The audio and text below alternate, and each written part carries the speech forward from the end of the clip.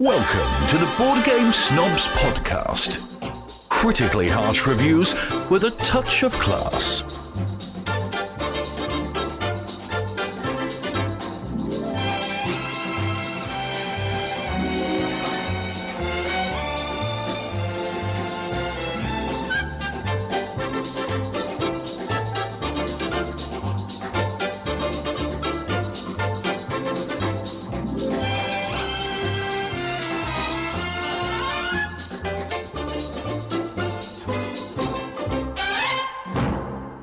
Go.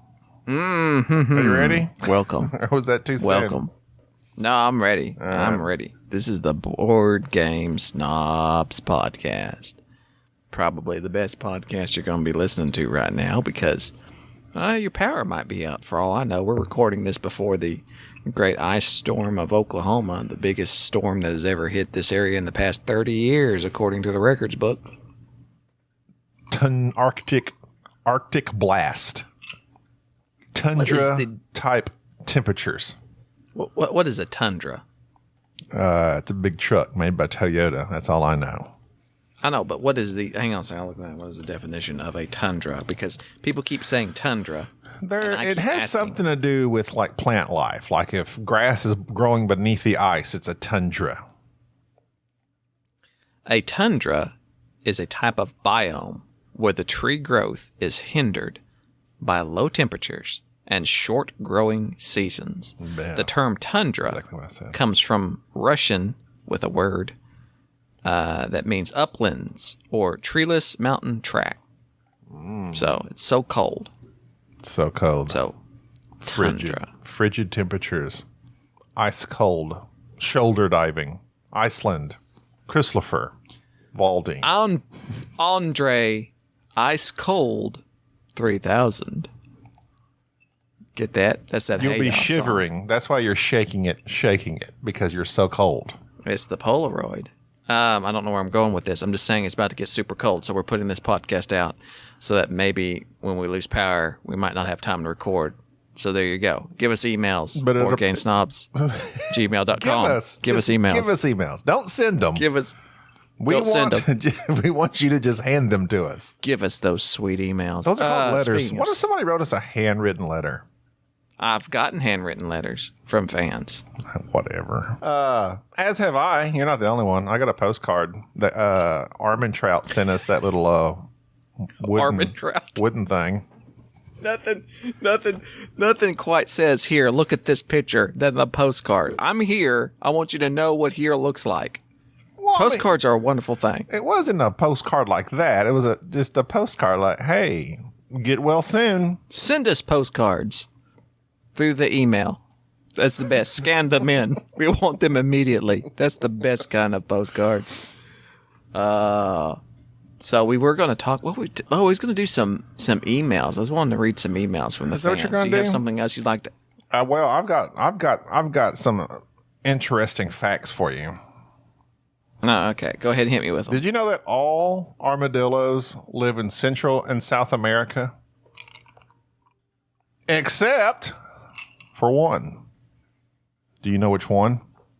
Wait a minute. So there's just one armadillo that's out there away from the rest, or one type? Just one. He's out there running around like crazy. I could just see some guy getting on a plane heading back to his native land of Australia and is like, "What's this? An armored koala bear," and putting it in his bag. And the next thing you know, that's our only one. Yeah, there's Rafe the armadillo living in Queensland. So you said there's one type of armadillo. One type of armadillo. I didn't know there were more than one type. Oh, well, I've got some knowledge for you, sir. Lay it down. The 9-banded armadillo ranges from Argentina to the southern United States, according to the Animal Diversity Web at the University of Michigan. Since the mid-19th century, the 9-banded armadillos have expanded northward, have been seen in Florida and now common in Missouri. And then what? You completely just solved a mystery for me that you didn't even know exist. One of my favorite whiskeys is a wheated whiskey. It's actually a bourbon, a wheated bourbon. Uh-huh. And the name of it is Nine Banded whiskey. On their logo is just an armadillo. And I often wondered, what does Nine Banded mean, and why would they just use an armadillo? Yeah, see, dropping knowledge. All right. Also, the nine banded armadillo is of course, the state animal of Texas. Is it? It is. The nine-banded armadillo also only has children in groups of 4, known as pups.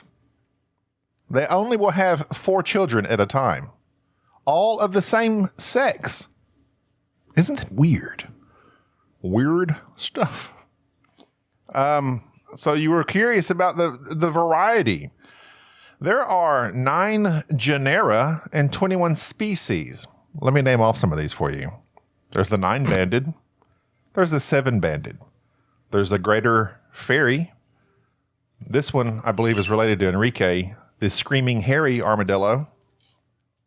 The pink fairy armadillo. The 6-banded armadillo. The northern naked-tailed armadillo. The giant. And the Brazilian 3-banded armadillo. You might be curious about the screaming hairy armadillo, as I was. What? I'm sorry, I got up to go get a refill. The screaming hairy armadillo. Yes, what about it? Love that band. They opened for Daft Punk. You're right. The screaming hairy gets its name from the sound it makes when threatened. Don't get the idea. I'm pretty sure that's the lead singer for the Hives. Don't get the idea. They're cowards. They have been known to throw their bodies on top of snakes, killing them by cutting them with their sharp edges of their shells. Vicious. Shocking. Vicious armadillos. So I went down a wormhole of armadillos as I was looking up other facts. I was just looking up facts. So I found a website of didyouKnows.com. That's my website. And on there it had said something about armadillos only have children in groupings of 4. And they're all the same sex. And I was like, is that true? Yeah. See, it does say that. Did you know armadillos have 4 babies at a time and they're all the same sex? Well, that's true, but only for the 9-banded. Some of the other armadillos have a different variety, and etc. So, didyouKnow.com, a little iffy on that, their particular knowledge. They kind of just take things out of context. But on didyouKnow.com, they have other interesting things as well, but I kind of got off base. So, along with that, then, of course, I had to go to armadillo puns. Are they hard? That's a good one. They weren't that good, actually. There's just one that says something to the effect of, I hope you don't believe in providing guns to dillos. The guy said, I would never armadillo. Like, that's a stretch. This other one says, these armadillos are found in South America. It said, wouldn't that be a quesadillo? This one says, give an armadillo, get an armadillo. That's karmadillo. Where armadillos go when they're sick, farmadillo. So yeah, that's the quality of armadillo puns you're getting. I believe when you go deep into the armadillo world, that's about what you get. Did you know they roll up basically like little pill bugs? You know, little roly-polies? Yes, I know that, little roly bugs. And so I just wanted to point out is that I wanted to read emails, and you were like, no, I have something I need to discuss. Armadillos. Armadillos. I did not know. And I helped you solve a mystery with the 9-banded armadillos, the only species or genera. I don't know what the difference is. Do you? The difference between a species and a genera? Yes. I don't know. I'm assuming that the species is more specific. Or the genera is like just, like the broad, like how they had the... So I guess... What's it called? The zoology of it? They could crossbreed with one another or something, maybe? And maybe. make new species? If you crossbreed a 9 and a 6-banded, do you get a 15-banded armadillo? I mean, how's that work? Or a 7. Who knows? You just won't know. We really need to get off the armadillo. Is that all the hot banter that you could come up with? Because I'm bored to tears. I'm 2 shots in already. What? It's going to be pretty rough because I zoned you out You there. need the Armadillo. No. Okay, so that's the best you got? That's it, baby. Okay. I'm sorry. What? I'm gonna dive deep into armadillo facts, and I'm gonna come back next week with even better. Why don't you do that? I want to know deep down, what are their defense mechanisms? Some armadillos Everything. have 100 teeth. That's one. Bite you. Mm-hmm. Do you know why the chicken crossed the road? To prove to the armadillo it could be done. Zonka, zonka. Okay, so okay, we're good. What? Oh, this isn't good. This dig isn't for good it all. enough for you. That's good enough for me. That's good enough? Good enough for me. All right. That's good. Go ahead and read emails from our listeners. I'm sure they're interested in that. They are. Don Gilstrap. He says, you folks really seem to want emails, so here you go. We do. Please give them to us. He gave us a movie recommendation, Changeland, which has Seth Green in it, who I don't particularly like Seth Green. Interesting choice. Yes. He then also gave us a random YouTube recommendation of woodworking. It's just a woodworking channel, which I've already watched the first episode of this guy making his own table, and it is very it's very relaxing. The other he says, here's my Bubba top 5. So I guess these are just 5 random games. 5 random things. Order from chaos. Go. Yes. Number 5, Euphoria. The last game I played. I think that was the criteria for Azul. So on your top 5, always list at least the last game you played. Yeah. That's always my number 1. Number 4, that game in a small dark blue box with a palm tree on the front. Oh, small dark blue box with palm tree. Friday. I bet it was a solo. Who knows? Number 3, Lions of Lydia, which I've not heard of. Roll Camera, and Mission Catastrophe. 3 games I'm excited about coming from Kickstarter this year. So 3 games he's never played. I got you. A very good Bubba list. Bubba has created a new genre of list making. Yes, just you don't have to. Your list doesn't have to make a bit of sense. It's a conglomeration of last game you played, games you've played, things you look forward to, and possibly even movies or TV shows. Who the frick knows? Bill Jazzer says you should watch Whitechapel on Amazon Prime. It's a murder mystery, and on Sundance. Now, is Sundance a channel?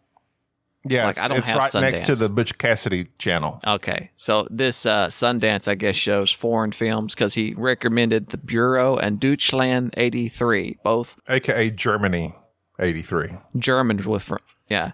So it's East versus West. Yeah, Americans and subtitles don't work out. I love subtitles. Dark sold me. You are such a hypocrite. What? Huh? You are such a hypocrite. I begged you to watch Dark, and you couldn't do it. You said, I can't handle subtitles and those people dubbing over their voices. You hated it. No, listen.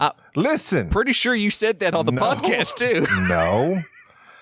I grew to enjoy subtitles. You watched it dubbed, right? No. I watched it dubbed, and I watched it dubbed. You said you watched it dubbed. DVD. DVD, dub video dubbed. W?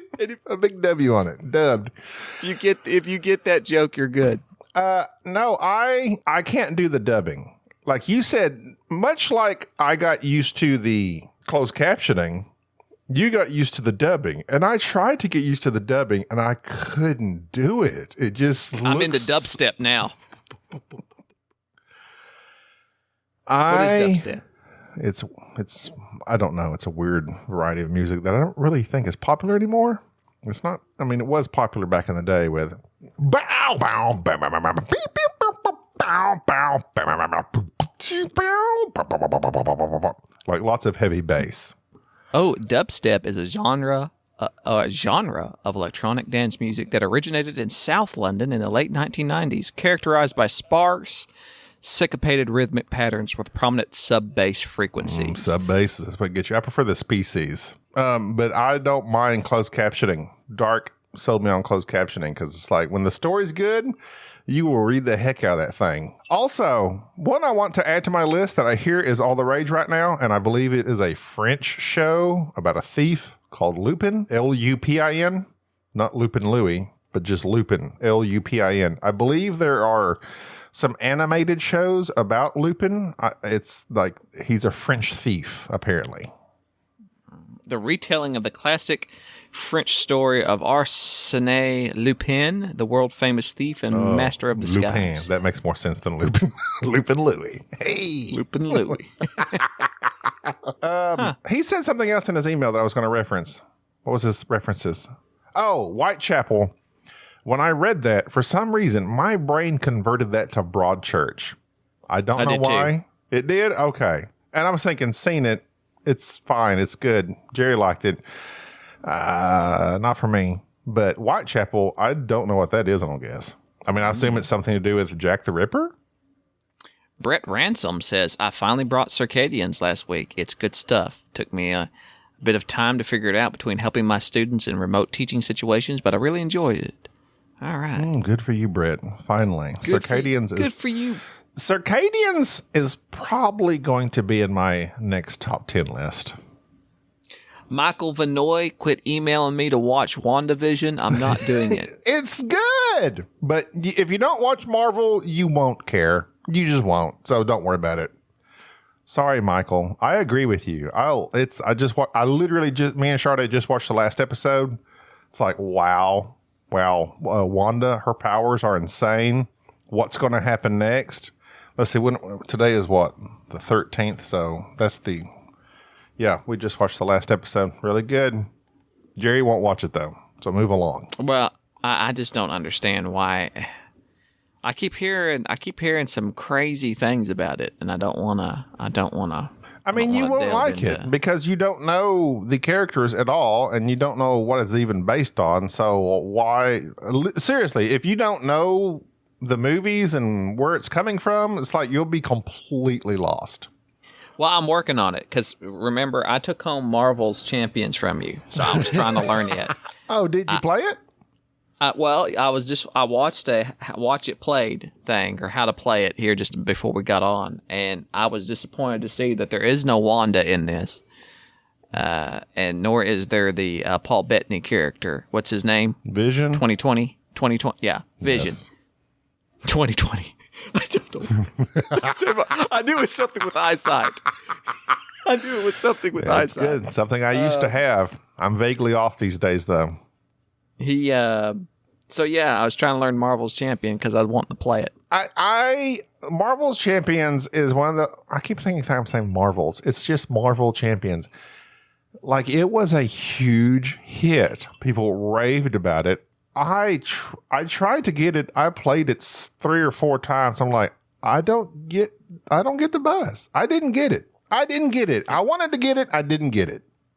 It's Sentinels of the Multiverse. Like if Never you've played played that. Sentinels of the Multiverse. Yeah. The Multiverse?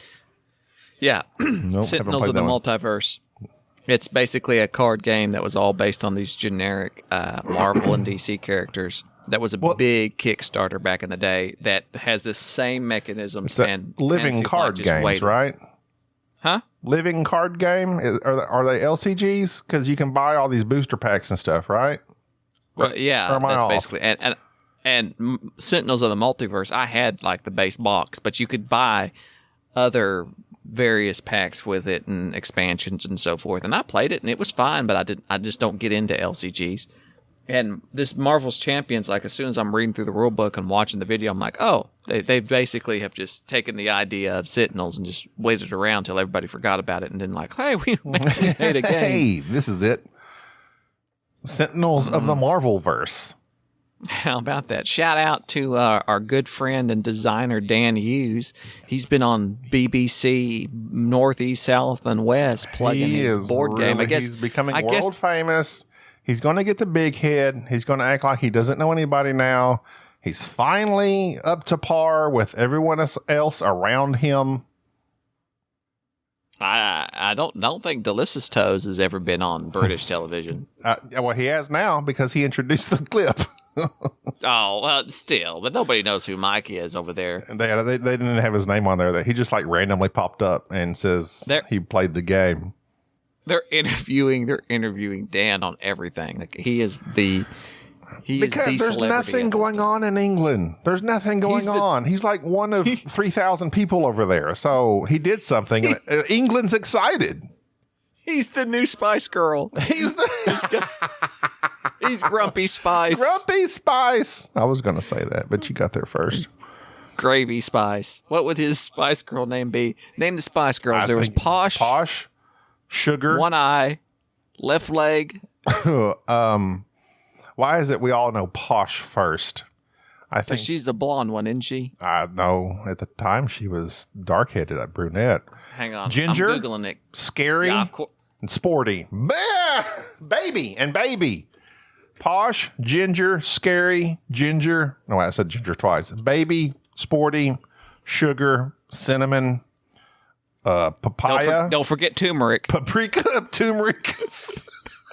So there's Scary Spice, there's Sporty Spice, there's Baby Spice, there's Ginger Spice, and there's Posh Spice, which is Victoria Beckham. Now, is she related to the Beckham dude? She is married to him, yes. So that's maybe why you know her. I think she's the one that has remained in current public eye, other than Scary, who had some sort of run-in with Eddie Murphy that got in the news. Ginger, Baby, and Sporty, I don't know that they've been heard of since then. I'm really feeling Baby Spice has kind of fallen off. She was the one, she's fallen off she's gone. We don't know what happened to her. R.I.P. R.I.P. I don't think she's dead. I just don't think she's around. I don't know. I'm not saying. Why does rest in peace mean you have to be dead? Like, sometimes I like to go to sleep and be at peace in my sleep. Do people tell you that? Don't call me. All right. Don't call me. I don't want my phone ringing. I want to rest in peace. They should call that R.I.P. instead of airplane mode. Just leave me alone. Stop bothering me. That way, when I call you, if it says the phone shouldn't ring, when I call somebody's phone that's RIPing, there should be like a message like, this person has their phone set to RIP. Press 1 if you want to wake them. So it's like, it's very important. I have to wake you up. Press 1 for resurrection. You press it, the phone goes off. It's like, aha, it must be serious. Oh, I've got it set to Lazarus mode. Okay, so let's see. I think that's all the emails I got. I think that's all of them. Okay. I was going to say... Oh, wait, except the big email. Let's see. From Mr... Where is he? Regato. Who? Brandon Hayes. Oh, no, yeah. Brandon Hayes just... He's always signing. He was espousing his love of us. Yeah, he just wants more Bubba. We don't want that. Oh, Andrew Maloney wrote, and he wrote like 18 paragraphs regarding our episode that we did with Bubba. And I don't know if I can read it all. We need Bubba to respond to Andrew Maloney's. I'm just going to text Bubba and say, Bubba, you need to respond to Andrew so y'all can have a conversation. Andrew writes like these super deep, like philosophical, social discussion type emails. And I'm like, I make armadillo jokes. So just call Bubba. I'll send Bubba your way. I really like that Andrew, though, tries to dumb it down for us, and he tries to use illustrations and analogies that we'll understand. It's like, I'm reading this going, he might have a point. He might have a point. I won't get it. Bubba! Yeah, it's like that. I don't think, that's why we had Bubba on, to let him talk about serious stuff, because we don't really know. We don't do serious here. He did bring up something. He says, to finish, I wanted to leave you with an anecdote about one of my favorite movies, Big Trouble in Little China. For years, I loved that movie. I find it funny, endlessly quotable, quirky, smart, and absurd. However, it is also very racist. The way Chinese individuals in that movie are depicted is very problematic. Is it because it was made in the 80s? Yes. It is because that depiction is rooted deep in pulp culture fiction and ideas from far before the 80s? Yes. Do I love that type of problematic fiction adventure story? Yes. Did not realize all of this until years after I started watching it? Yes. But that does not change the fact that I don't show that movie to people or really watch it anymore, because I might well be tempted to find reasons to ignore its pitfalls if people keep watching it, and racist depictions will continue on the next generation, and they will be faced with the same conundrum. As if they also separate art from the creator, the cycle will also continue.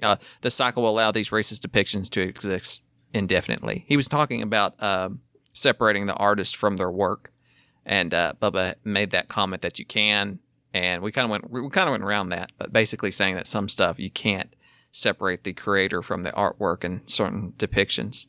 And that point I got. We got to be careful about what we watch.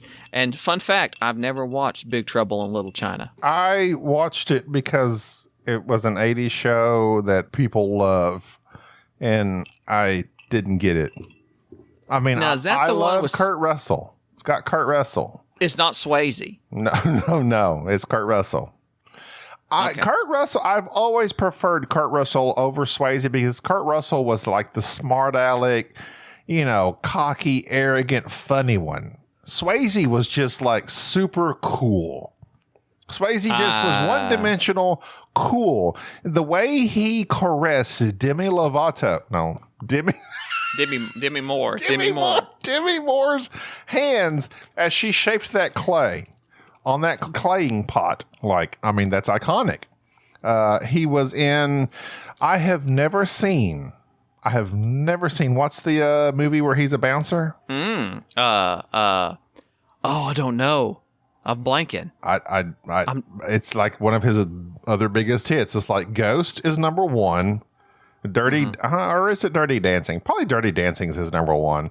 Okay, Dirty either way, Dancing. 1, 2, Dirty Dancing, Ghost, and then 3, he's like a bouncer in a club or something, and he kills everybody. The number 4 is clearly Black Dog. Oh, Black Dog's awesome. You gotta watch that Black Dog. You've made me think deeply about this over Kurt Russell over Patrick Swayze, because initially I would say Patrick Swayze, because Patrick Swayze is just timeless. But I've got to looking at Patrick Swayze's IMDb. So, of course, Dirty Dancing and Ghost, Roadhouse. Yes. Yeah, Roadhouse.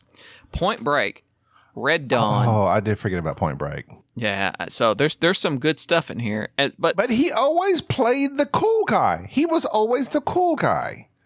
And Kurt Russell can play the cool guy, the funny guy, the bad guy. I mean... But here's the thing. I think I've watched way more Kurt Russell movies than I ever will Patrick Swayze. For instance, 1982, The Thing. Oh, one of my favorite horror Never movies. seen it. I have never seen that movie. I've got to rectify that. John Carpenter. It will scare you to death. 1981, Escape from New York. Seen that. Snake Tombstone, Plissken. one of the greatest movies of all time. Tombstone, seen it. Amazing. I hate to admit that I watched Overboard.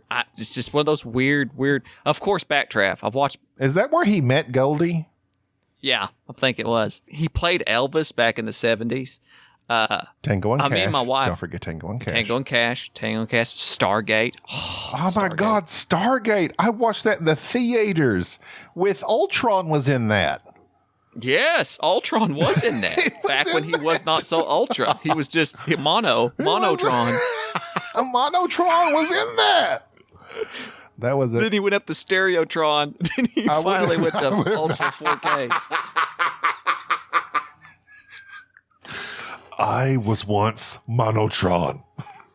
Did he talk like this? Talk very, very. Oh, yes. Ultron. Stargate was one of those movies. Okay. I don't know if you remember back in the day, the days that Stargate was coming out in the movie theaters. There was like all these sci-fi magazines, these sci-fi zines, like Fangoria. You remember that one? Yeah. And it had it would dedicate certain issues to certain movies, and it dedicated an issue to Stargate, and I bought it, and I was all about some Stargate. And then I watched the movie and was somewhat disappointed because I'm like, no, this is not the next Star Wars, but it's pretty good. But then they made 3 massive, successfully hit series out of Stargate. I'm like, I've never seen any of them, but apparently it's pretty good. I remember in Stargate, there's these actors that you see and you recognize them, but you just don't really know who they are. but they were popular for just 5 seconds. Yeah. Okay, they had like their 5 seconds flash of fame. Nobody but me, and I promise you, nobody remembers French Stewart. Third Rock from the Sun. Yes, that guy from Yes. Third Rock from the Sun. Third Rock from the Sun was one of the worst comedies ever because it took John Lithgow out of being a great actor and made him into this just really stupid and ignorant. It's awful. So anyways, let me get back to French Stewart. So they basically took John Lithgow out of being a great actor and made him into like this goofy comedian, which is not his thing. And I thought he did okay. Just the show was pretty terrible. the show was terrible. And if you don't know what Third Rock from the Sun is, then consider yourself lucky. But French Stewart Although was it the did guy. give us the boy. What's the boy's name? Joseph Gordon-Levitt. Joseph Gordon-Levitt. Joseph Gordon-Levitt came out of it. But French Stewart was the guy who never opened his eyes. His trope was like he kept his eyes closed, like he barely was seen peering through. He was a squinter. He squinted the entire time. Well, French Stewart was in Squincy Stargate. Jones. Yeah, Squincy Jones. He was in Stargate. I didn't know that. Oh, yeah, he was like one of the soldiers in it. And it was like, he was like the sort of kind of funny guy, but he's trying to be serious. Oh, it was awful. Absolutely awful. Stargate is one of those movies I might have to rewatch just for nostalgia. And also now French Stewart. You got me sidetracked on Kurt Russell, but I can't help but notice that Kurt Russell, number one, I just watched Breakdown. Ooh, that is a great movie. That was a great show. My wife demanded that we watch Breakdown one evening, and we watched it. I showed that to Gina years ago, and that's like a terrific style thriller. Now, if you just want a really bad sci-fi film that just upped it up a notch, Soldier. You know what? Is that the one where he has a sword? No, that's the one where he's just like this genetic soldier Oh, that's dropped See, on this planet. But I think he has swords, He may have swords. I don't remember that like being in Leonardo it. but I do style. And I thought it had like holes in it for like you mentioning this movie. I remember this movie like clear. I never watched it, but I started it several times with a buddy of mine back in the 80s or 90s, whenever it was. But go ahead. It had Jason Isaacs in it and Gary Busey. That's all you need. You should watch this show. That is an 80s show right there.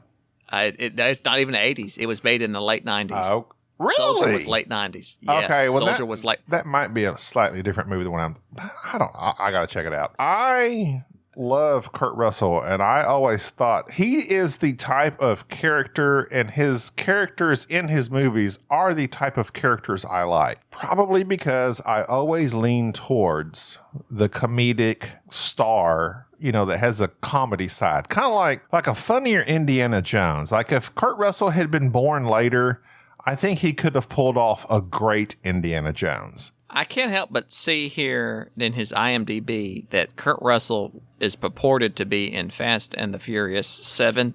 Oh, he's in several of them, yes. I didn't know that. Yep. And The Fate of the Furious, F8. Yeah. So he was in Fast and Furious 8. that's their cool way of making Fast and Furious 8 involved in the title. They put the number in the title. I love Kurt Russell. Also, since we're already sidetracked on rando stuff, TV shows, I sent out on our Facebook group, I asked the question, you have one musical album to listen to for the rest of your life. What would you choose? One musical album. One, because at first I was thinking you have one song, but that would really suck. And also, like, what freaking song would you choose? Like, that's hard. But I just said, okay, so album, change it to album, because I knew what album I was thinking of at the time. What were you thinking of? I'll get there shortly. Andrzej Dorialski, he said Deftones, White Pony, or Mad Season, hard to choose. Never heard of either one of those? Sorry, I'm not a music guy. I'm pretty basic, I'm pretty mainstream, so thus a lot of these I don't know. Have you heard of Deftones? Yes, I have. Okay, do you like them? They're okay. Simeon Lawler says, okay, this must be Icelandic or something. Polygondwanaland by King Gizzard and the Lizard Wizard. King Gizzard and the Lizard Wizard? Yes. I'm sold. Chris Snowden says Pearl Jam 10, and that would be mine. I'm a Pearl Jam guy. The 10 album, I love every freaking song on it. I've listened to it since it came out, and it continues to rock for me, personally. Ben Maddox, 5 Games for Tuesday. Watch his YouTube stuff, people. He says, please. White Pepper, Ween. Ever heard of either of those things? I don't know if White Pepper is the band and then Ween is the album. I'm assuming. Nothing. Okay. Not salt and pepper? Nope, just White Pepper. Oh. Urban Presker, Old Dirty Bastard, returned to the 36 Chambers, the dirty version. Oh, Urban, you. He wants the dirty version. Oh, and then he said, okay, some people make caveats, or Blade Runner soundtrack if it will rain a lot. And I LOL'd at that because that's a good soundtrack. Oh, both of those soundtracks are awesome. Seawall off of the new Blade Runner soundtrack is some of the best soundtracked music I have ever heard. I love the new Blade Runner soundtrack. I play that anytime I play Anachrony. I don't know why, because it's set in the future. I don't know, but I love the Blade Runner 2049 soundtrack. Douglas Cunningham says, Jeff Wayne's War of the Worlds. Have no idea what that is. I don't know if that's the soundtrack to the movie starring Tom Cruise or what. Daryl Vaughn says musical as in Broadway, Chicago. Okay, Chicago, come on. Now, are we talking about the, what's his name? Greatest actor in the world? Who's the greatest actor in the world? The greatest actor in the world? You're talking about our Daniel man, Daniel Day-Lewis? Daniel Day-Lewis. He was in Chicago, right? Yeah. Okay. He said, if you just mean any music album, Freddie and Francine, Moonless Night. Never heard of that. So I've got lots of stuff to look up. Jesse Jones, Grateful Dead, 8/27/72. I don't know that I've ever heard a Grateful Dead song in my life. I'm sure I have. They play it on, like all we have here in Paris, Texas is classic rock music stations that play like Eagle and Led Zeppelin. So I'm sure I've heard Grateful Dead. Have you listened to Grateful Dead? Very little. Very, very little. I know Cherry Garcia is a Ben & Jerry's flavor. That's about all I know about Grateful Dead. Kyle Miller says, Disturbed, Down with the Sickness. Oh, we all know that one. Ben Joseph. I like Ben. He interacts with us a lot on Facebook. I like Ben Joseph. He said Led Zeppelin 2, and I also like that one as well. I think that's the album is that the one with the Hindenburg crashing on the cover is my question. If so, that's the one I listen to most. Think it is. Michael Tanoy Vanoy, Beatles, the White Album. I hear that a lot, like just people that quote unquote are music snobs. I am not a music snob. I am strictly a 90s guy. Therefore, Pearl Jam 10 is my jam. But I know the Beatles because every time I hear a Beatles song, it takes me back to riding in the back of my family's Grand Mercury Marquis station wagon, listening to a Beatles song. That just takes me there. I don't know why. That Metallica Black Album, that you said the White Album, that Metallica Black Album, boy, it's I remember having that back in the day. Yeah, Metallica was like a thing that you just didn't, it was like, oh, they're Unforgiven, Nothing Else Matters, Enter Sandman. I don't know For Whom the Bell Tolls was on there. Yeah, that was a good one. I don't think it was. There may have been another one. That's a good one though. I like that one. Then that got me into Metallica, and it was one of I ended up doing like a deep dive into their songs, and I found my favorite Metallica song is I think it's one of their it might be an old, when I say older song, I think it was like from the 90s, of course, but it was Low Man Lyrics is my favorite Metallica song. Never heard of that one. Beautiful song. Nobody's ever heard of Low Man's Lyrics. Could I just interject that we're like 40 minutes in? I'd like to maybe mention a board game. Oh, so cliche. Fine, go ahead. Okay. So I recently, my wife, I can't get in trouble when I say she's not a board gamer because people always go, well, what makes you a board gamer? Well, she doesn't necessarily choose board games as her entertainment. But here recently, she has. And it is because I purchased a game that back in 2020 was the nominee for the Spiel des Jahres. It did not win it. It was designed by none other than the great Dr. Rainer Knizia. a little game called My City. My City is made by Cosmos Games. It is a 2 to 4 player game. It's a legacy game. It has a campaign that you play.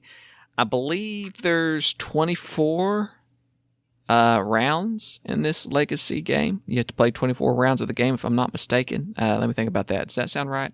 That sounds right. Over 8 chapters, yeah. So there's 3 rounds in each chapter, 8 chapters. So My City is a tetramino. How do you say that? Tetris.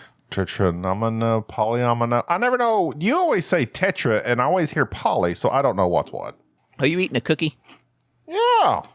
What kind of cookie? Gina made some homemade chocolate chip.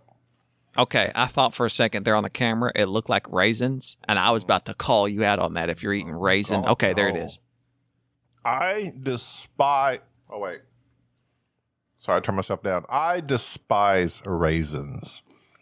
I like raisins on principle. I just don't want them in my cookies. No.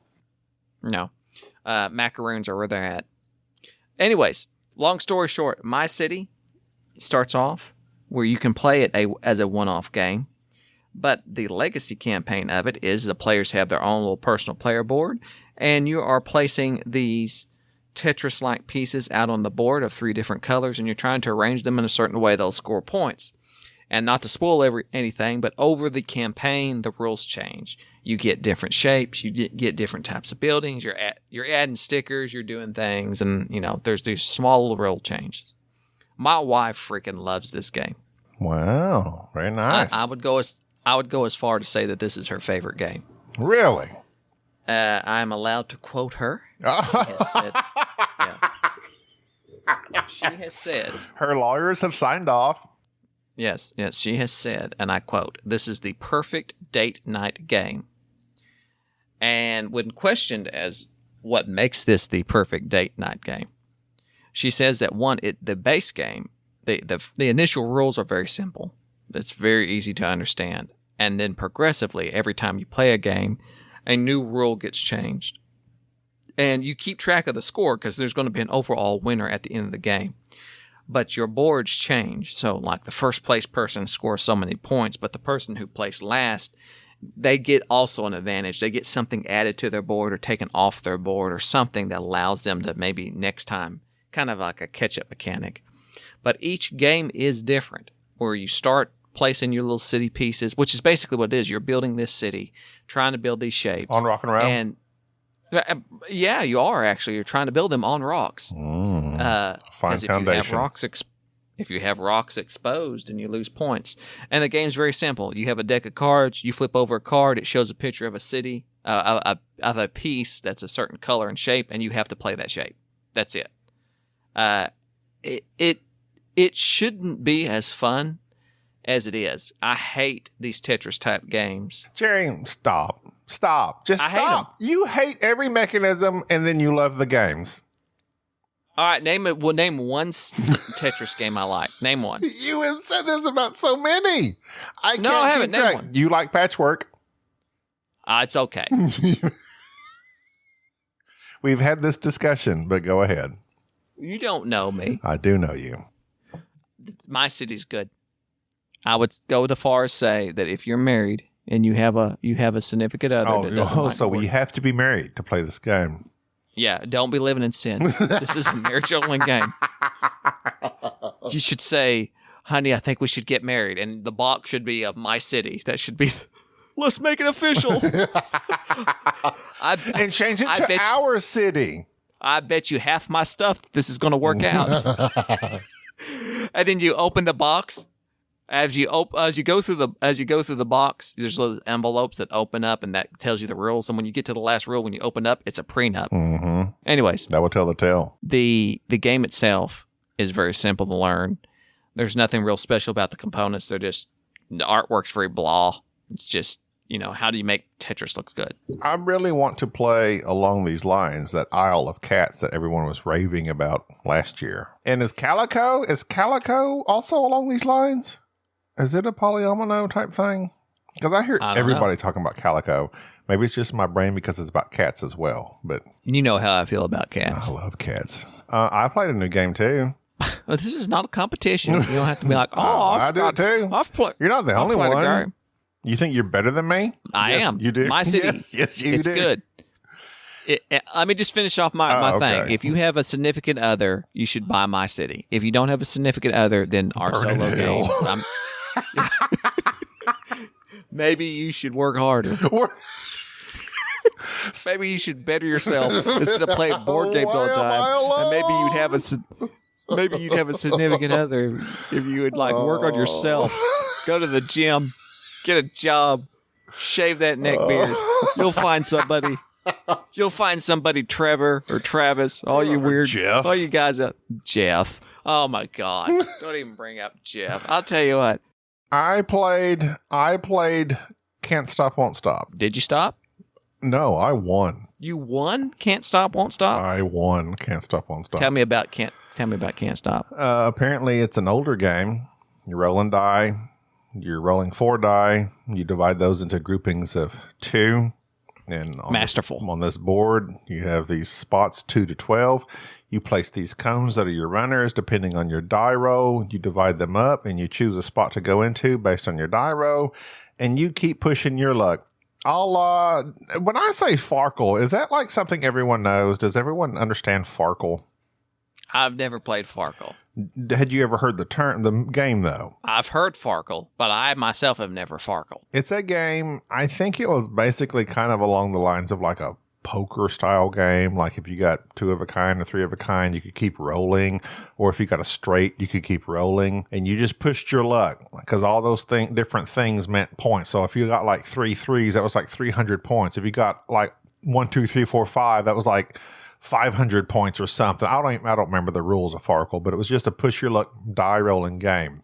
This is basically that but with more structure, and you have these cones that it has a board. You roll your 4 dice, and if you can somehow between those 4 dice, like say you rolled a 4 and a 3, so you group those together and make a 7, right? Well, 7 being the most likely roll of all rolls, apparently between 4 dice, it's like the longest row. They're like, depending on the statistics that you would roll these things, like 2, you only have like 3 spaces to go up, and 12, you only have like 3 spaces to go up, and it just kind of goes from there.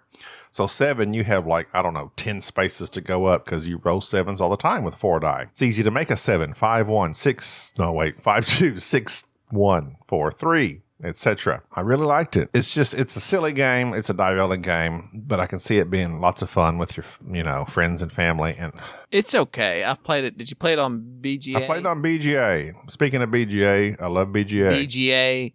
Board Game Asmodee. Board Game Arena. Asmodee. Send me It's your about to be money. BGAA. BJ. That's a great website.